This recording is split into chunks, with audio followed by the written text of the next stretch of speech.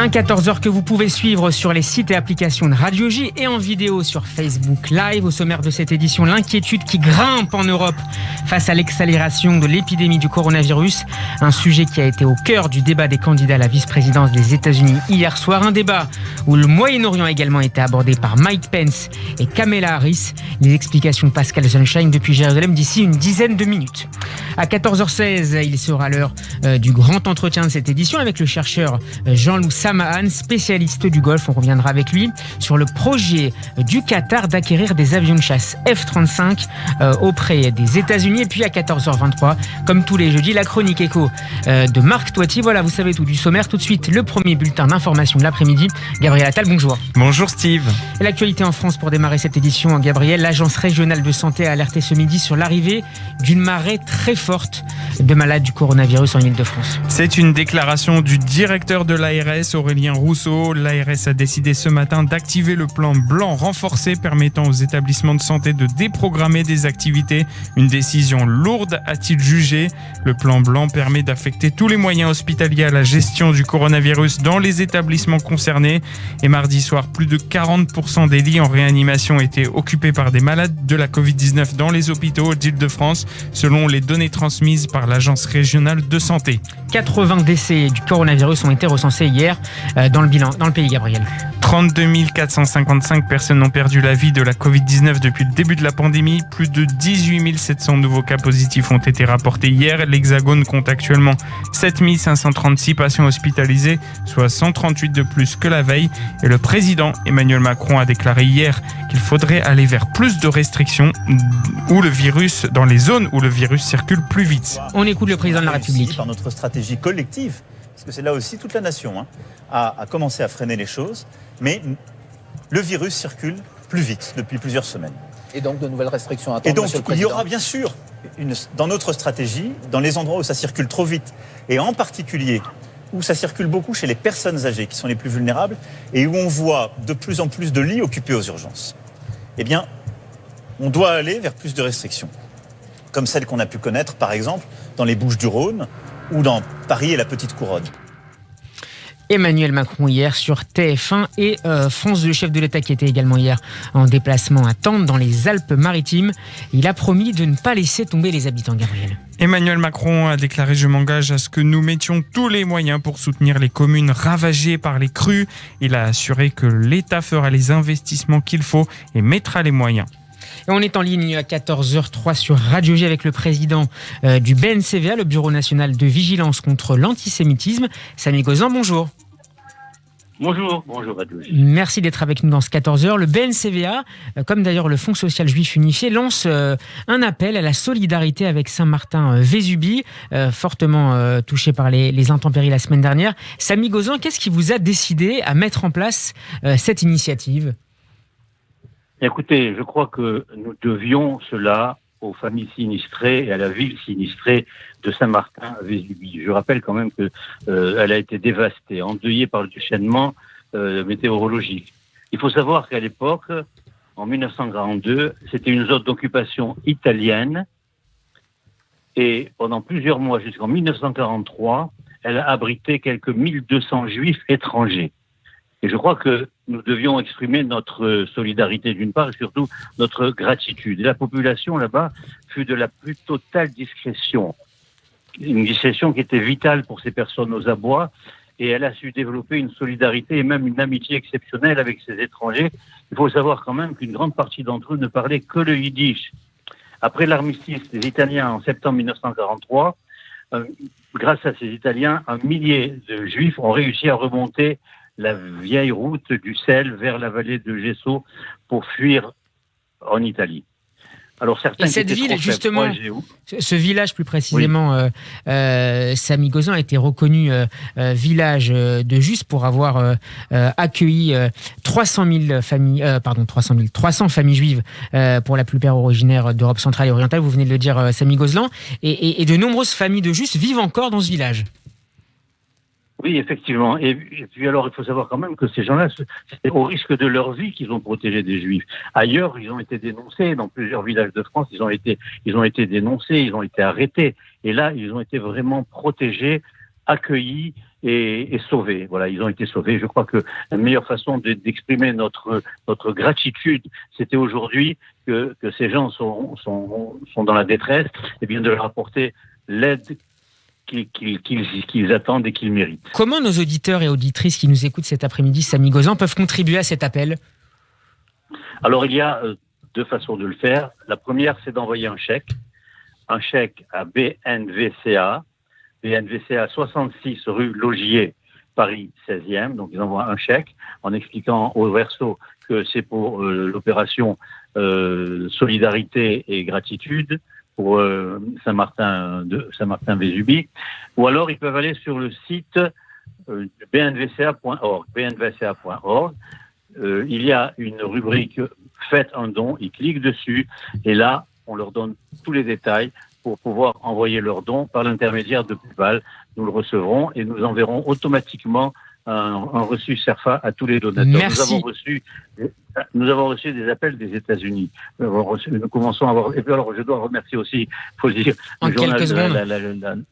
la journaliste du Figaro, Stéphane Kovacs, qui a eu l'amabilité de faire un encadré dans l'article réservé à la visite du président de la République sur le Figaro. Merci beaucoup, Samy Gozan, d'avoir exposé cette belle action de solidarité avec Saint-Martin-Vésubie. La suite de l'actualité en Israël avec Gabriel Attal. En Israël, les chiffres du coronavirus s'améliorent et c'est une bonne nouvelle. 4117 nouveaux cas positifs ont été enregistrés en 24 heures. 9,1% des tests sont positifs. C'est l'un des plus faibles taux depuis plusieurs semaines dans le pays. 19 nouveaux décès ont été recensés, soit 1824 morts de la Covid-19 au total depuis le début de la pandémie. Et sur les 61 049 malades actifs enregistrés, 847 sont dans un état grave et 236 sous respirateur. Et puis les dirigeants de l'Union européenne ont annoncé à l'autorité palestinienne qu'ils refuseraient de fournir une aide financière supplémentaire tant que les Palestiniens refuseraient de leur côté d'accepter les recettes fiscales collectées par Israël. C'est ce qu'ont déclaré hier des diplomates européens et des responsables israéliens selon le site d'information américain Axios. Ces dernières semaines, l'autorité palestinienne aurait demandé à l'Union européenne ainsi qu'à plusieurs pays européens des prêts urgents pour payer les salaires. Mais l'Union européenne, la France, l'Allemagne, le Royaume-Uni et la Norvège ont clairement indiqué qu'ils considéreraient que la souveraineté n'était plus à l'ordre du jour et que les Palestiniens devraient donc accepter les 750 millions de dollars de revenus désormais détenus par le ministère israélien des Finances. L'ultimatum sans précédent est une autre indication de la frustration envers les dirigeants de Ramallah qui augmente même parmi les fervents partisans des Palestiniens. On file maintenant aux États-Unis après le débat entre Donald Trump et Joe Biden. L'autre débat, c'est cette fois-ci entre les deux candidats à la vice-présidente, Mike Pence côté républicain et Kamala Harris, a eu lieu hier soir. L'échange a été ferme, mais beaucoup plus correct que celui de la semaine dernière. Les colistiers ont échangé sur la pandémie de coronavirus, sur le nucléaire iranien, mais également sur la crise économique. Mike Pence a attaqué son adversaire. Le premier jour, Joe Biden va augmenter vos impôts. Harris a répondu en disant que Biden avait promis de ne pas augmenter les impôts de quiconque gagne moins que 400 000 $ par an. Sur la gestion de la pandémie par l'administration Trump, Kamala Harris a attaqué Mike Pence sur le fait que la Maison-Blanche avait connaissance du virus bien avant de communiquer auprès des Américains. On écoute un extrait de ce débat hier soir. On January 28th, le 28 janvier, le vice-président et le président ont été informés de la nature de cette pandémie. Ils ont été informés que c'était mortel en conséquence, qu'il était en suspension dans l'air, que cela affecterait les jeunes et qu'il serait contracté parce qu'il est en suspension dans l'air. Et ils savaient ce qui se passait, ils ne vous l'ont pas dit. Un extrait de l'intervention hier soir de Kamala Harris. Mike Pence, de son côté, a répondu Gabriel. Qu'est-ce qu'il a dit ? Que le président Trump avait immédiatement réagi et que Joe Biden avait prôné de maintenir les voyages de Chine. La réponse de Mike Pence. Je veux que le peuple américain sache que dès le premier jour, le président Donald Trump a mis la santé de l'Amérique en priorité.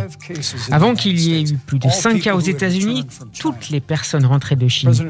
Le président Donald Trump a fait ce qu'aucun autre président américain n'avait jamais fait.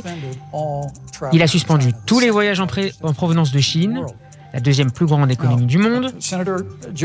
Maintenant, le sénateur Joe Biden s'est opposé à cette décision. Il a dit que c'était xénophobe et hystérique. But I can tell you, having led the White House Coronavirus Task Force, that decision alone by President Trump bought us invaluable time to stand up the greatest national mobilization since World War II.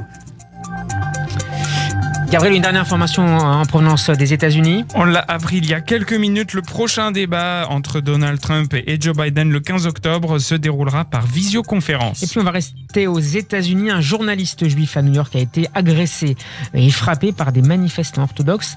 À Brooklyn, ça s'est passé hier soir. J'ai été brutalement agressé, frappé à la tête et frappé par une foule en colère de centaines de membres de la communauté de la manifestation Borough Park, tout en me criant nazi et Hitler, a écrit sur son compte Twitter Jacob Kornblue. Après cet incident, les manifestants protestaient contre les nouvelles restrictions imposées par l'État aux lieux de culte. Jacob Kornblue, qui travaille pour le Jewish Insider, a été implicitement menacé par l'animateur de radio locale Eshi Tischler, qui l'a traité de rat, capot et informateur pour ses reportages. Plusieurs personnalités publiques, dont l'ancien responsable de l'administration Trump, Jason Greenblatt, ont condamné cet incident et ont appelé à ce que les responsables soient traduits en justice. En France, 28e jour du procès des attentats de janvier 2015, on retrouve Michel Zarbib en direct depuis le tribunal de Paris. Bonjour Michel. Absolument, Steve, bonjour. Tous les jours sauf le samedi ou le Shabbat, vous aurez compris pourquoi. Apparemment, on vient d'apprendre donc que le verdict de ce procès historique et fleuve aurait lieu le samedi 14 novembre. Ça pose un certain nombre de problèmes. On va y revenir, si vous voulez bien, dans un instant. On va démarrer, oui, Michel, par l'interrogatoire sur les faits reprochés à l'un des accusés, Ammar Ramdani, qui a démarré et continué ce matin.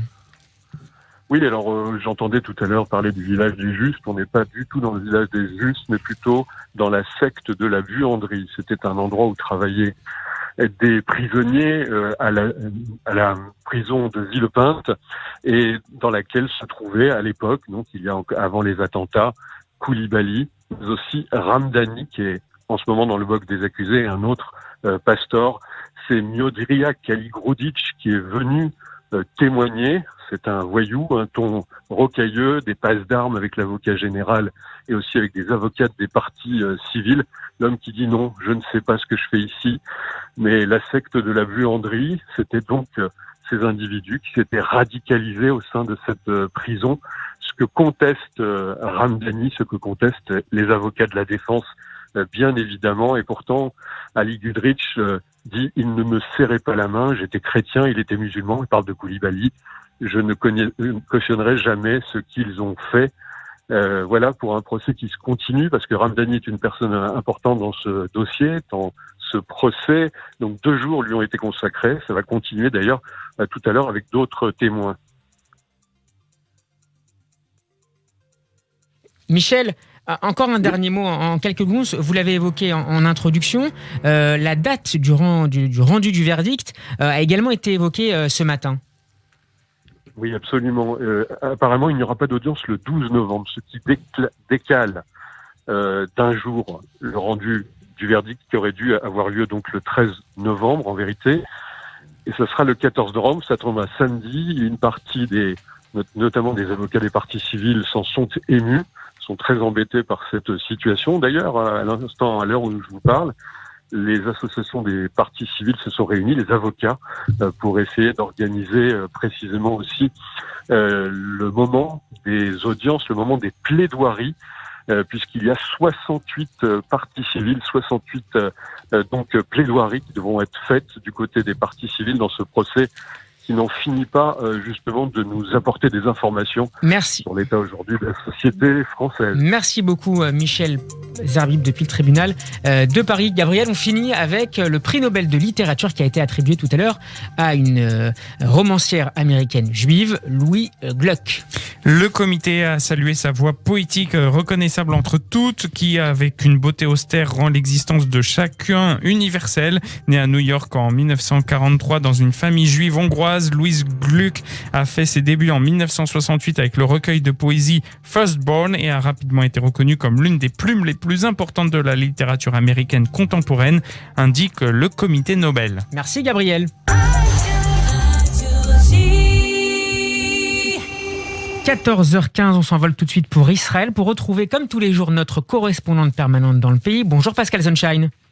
Bonjour Steve Nadjar. Pascal, les deux candidats à la vice-présidence des États-Unis, Mike Pence et Kamala Harris, ont donc abordé hier soir dans leur débat télévisé, évidemment, les enjeux du coronavirus, mais aussi les questions moyen-orientales. Quelles sont les principales différences sur ces dossiers entre le camp démocrate et républicain, qu'il s'agisse du conflit israélo-palestinien, au conflit israélo-arabe ou encore de la question nucléaire iranienne? Ce qui a été intéressant, c'est disons le point clé et qui est déterminant dans la diplomatie américaine, c'est la question de l'isolationnisme.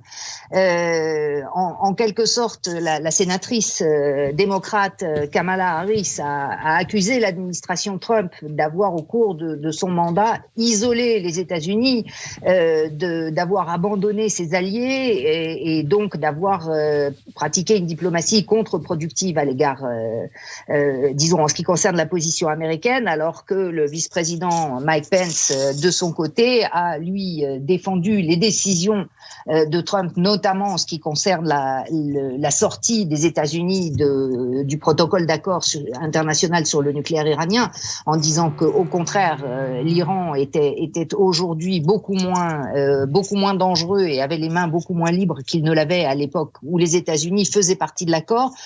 Donc, on voit finalement deux conceptions qui s'opposent, mais pas réellement, de remise en cause par la candidate du ticket démocrate sur les décisions prises par le président Trump, notamment en ce qui concerne Israël, le transfert de l'ambassade à Jérusalem, la reconnaissance de Jérusalem comme capitale de l'État d'Israël. C'est évidemment important du point de vue d'Israël d'entendre que, a priori, ces décisions ne seront pas remises en cause si tant est que Joe Biden soit celui qui succède à Donald Trump à la Maison-Blanche.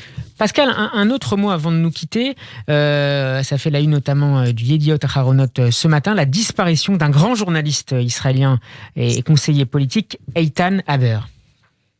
Alors, Eitan Haber, pour beaucoup d'Israéliens, évidemment, c'était un correspondant de guerre, c'était un correspondant militaire extrêmement réputé, mais c'est surtout la deuxième partie de sa vie publique, c'est-à-dire quand il est entré en politique et qu'il a commencé à rédiger les discours, puis à devenir le chef de cabinet d'Yitzhak Rabin. C'est lui qui était son chef de cabinet au moment où le premier ministre Yitzhak Rabin a été assassiné le 4 novembre 1995, et pour les Israéliens, c'est la voix et le visage défait de Eitan Haber annonçant à l'entrée de l'hôpital Ichilov que Yitzhak Rabin était tombé sous les balles de son assassin qui reste certainement l'image qui sera associée au personnage et évidemment aussi à ce drame historique pour les Israéliens. Pascal Sunshine depuis Jérusalem. Merci Pascal, bon après-midi et à demain pour un nouveau direct de Jérusalem. À demain. 14h18, on va marquer une courte pause, mais ne bougez pas, on se retrouve dans un instant pour la deuxième partie du journal en compagnie du chercheur Jean-Loup Saman et de l'économiste Marc Toiti. 14h20, merci de nous rejoindre pour cette deuxième partie du journal de 14h de Radio J. Tout de suite, le grand entretien de cette édition. Jean-Loup Saman, bonjour. Bonjour. Merci d'avoir accepté notre invitation. Vous êtes chercheur associé au Middle East Institute de la National University de Singapour. Vous êtes spécialiste du Golfe et j'aimerais vous faire réagir cet après-midi sur Radio J aux informations parues hier, selon lesquelles le Qatar souhaiterait désormais acquérir des F-35 américains. Première question introductive pour vous, Jean-Loup Saman. Quelle est la nature de la relation militaire à l'heure actuelle entre les États-Unis et le Qatar ?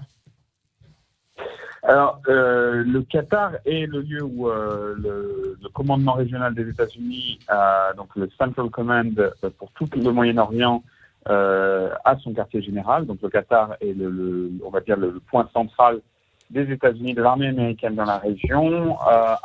À partir de là, depuis un certain temps, il y a une coopération assez étroite et qui est voulue par le Qatar en matière de contre-terrorisme et avec la volonté du Qatar d'obtenir un label qui est celui d'alliés non-OTAN, donc qui permettrait au Qatar justement d'avoir des accès facilités au matériel de guerre américain. Donc la relation est assez étroite depuis un certain temps.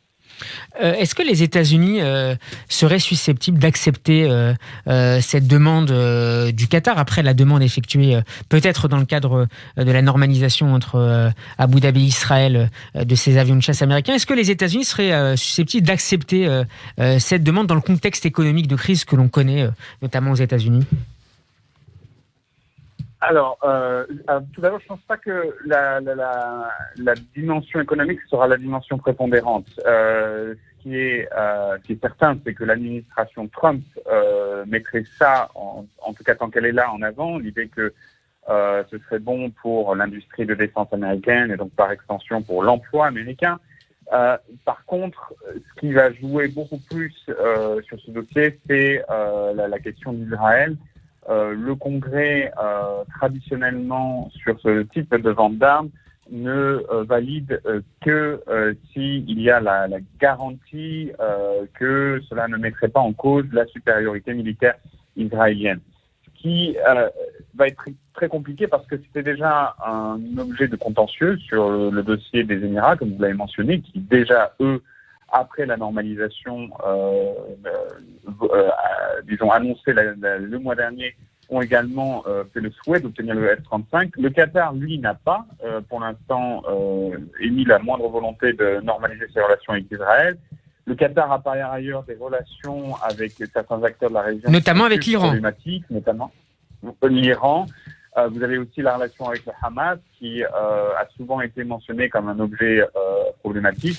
Jean-Loup Saman, est-ce que dans ce contexte, je rebondis à votre éclairage, est-ce que dans ce contexte, on peut imaginer que dans le cadre de cette éventuelle vente de F-35 au Qatar, la monarchie finalement décide d'effectuer une sorte de tournant en s'éloignant du Hamas et peut-être de l'Iran pour se rapprocher de l'axe américano-israélo-saoudien? Non, je pense pas parce que je pense que le Qatar avait déjà une relation importante avec les États-Unis et c'est un pays qui justement veut essayer de maintenir des relations étroites avec tous les acteurs dans la région et en particulier au sommet de ces relations restent les États-Unis. Avant cela, il y avait déjà, notamment depuis la crise de 2017 entre le Qatar et l'Arabie Saoudite, les Qataris ont offert aux Américains l'extension de la base militaire sur le Qatar, donc de l'agrandir, tout cela aux frais des Qataris. Donc ça ne change pas tellement leur politique étrangère qui a toujours mis la question américaine au centre. Ce qui, par contre, est intéressant, c'est de voir que c'est un peu une sorte de surenchère vis-à-vis des Émiriens, parce que là, on a une relation entre le Qatar et les Émirats qui est extrêmement difficile, un peu de relation de frères ennemis, et donc c'est une façon aussi de dire qu'ils ne veulent pas se retrouver avec les Émirats voisins dotés de F-35 sans que eux puissent... En reçoivent également.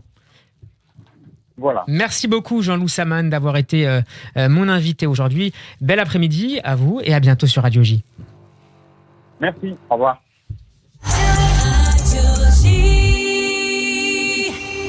14h25, on retrouve maintenant, comme tous les jeudis, Marc Toiti. Bonjour Marc. Bonjour Steve. C'est un plaisir de vous retrouver à cette antenne. Vous êtes économiste, président du cabinet ACDFI et vous venez de publier un livre, Reset, quel nouveau monde pour demain, paru chez Bookelis. Marc, l'INSEE a publié cette semaine, mardi précisément, ses nouvelles prévisions trimestrielles. Le taux de chômage pour 2020 a été malheureusement revu à la hausse à 9,7% et c'est forcément une très mauvaise nouvelle. Oui, bien sûr. Alors, je me souviens encore quelques mois lorsque je disais qu'il fallait pas être trop non plus optimiste. Bien sûr, on se doit d'être optimiste, mais il faut aussi être réaliste. L'INSEE m'avait un petit peu critiqué en disant non, mais tout va se passer pour le mieux, dans le meilleur des mondes. On voit aujourd'hui qu'effectivement, on est obligé de revenir vers la réalité. Et donc, c'est ça le drame de la baisse de l'activité, c'est que derrière, évidemment, il y a du chômage. Alors, jusqu'à présent, c'est vrai que on ne l'a pas tellement vu ce chômage parce que on a eu énormément d'aides et beaucoup d'entreprises également finalement ont été maintenues à flot. Il y avait beaucoup de chômage partiel d'emplois aidés, donc ça ne s'est pas trop vu. Puis maintenant, ça y est, une fois que la mer se retire, on voit l'ampleur des dégâts. Donc c'est ce qui est en train de se produire aujourd'hui. Et les dernières enquêtes, donc indépendamment de l'INSEE, il y a des enquêtes qui ont été publiées cette semaine des directeurs d'achat, donc dans l'industrie, dans les services, on voit que dans le secteur des services, par exemple, aujourd'hui en France, au mois de septembre, on est retombé en baisse de l'activité. Et ça, c'était avant même qu'il y ait des décisions de reconfinement ici ou là. Donc ça montre que si jamais on avait cette décision malheureuse de reconfiner le pays, alors là, évidemment, ça serait de nouveau une très grave récession. Et c'est pour ça peut-être, Marc, que l'INSEE évoque une très grande incertitude pour les mois à venir. Comment gouverner dans ce contexte ? Le grand problème qu'on a en France, c'est qu'on a tendance à opposer le sanitaire et l'économique. C'est-à-dire, on a l'impression, on se dit, non, mais l'économie plonge, c'est pas grave, mais c'est pour la santé. En fait, non, ça c'est une vraie erreur.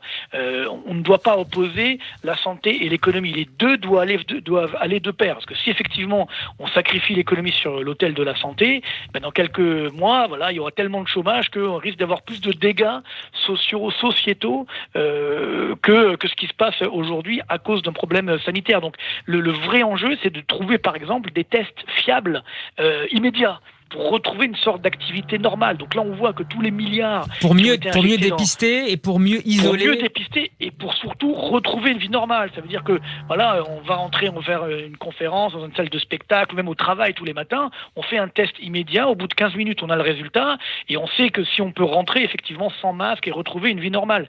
Ça change tout. Et là, on a mis des milliards un peu n'importe comment, et on a oublié l'essentiel. L'essentiel, effectivement, c'est de pouvoir contrôler et de pouvoir tester en retrouvant une vie globalement normale. Et c'est là où, encore une fois, on voit cette injection de milliards un peu partout, pas qu'en France d'ailleurs.